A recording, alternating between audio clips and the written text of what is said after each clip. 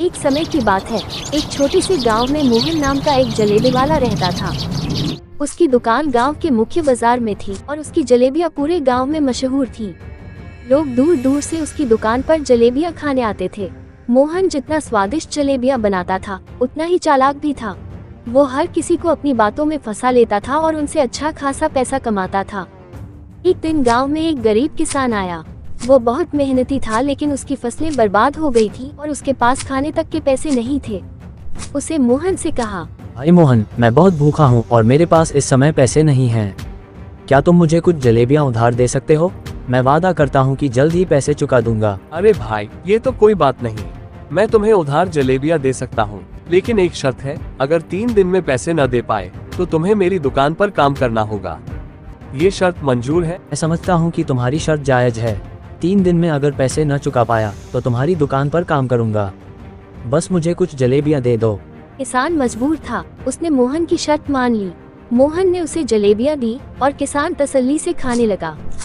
और ऐसे ही 3 दिन बीत गए, लेकिन किसान के पास पैसे नहीं आए।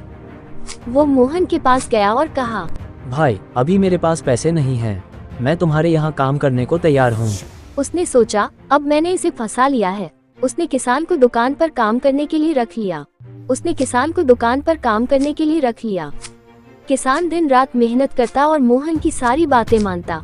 मोहन खुश था कि उसे मुफ्त में एक मजदूर मिल गया, लेकिन किसान भी चुपचाप सब देखता और सीखता रहा।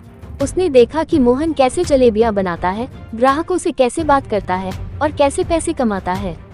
कुछ महीनों बाद किसान ने गांव छोड़ने का फैसला किया और मोहन से कहा, मोहन भाई, मैंने जितना उधार लिया था उसका हिसाब चुकता हो गया है। अब मैं जाना चाहता हूँ।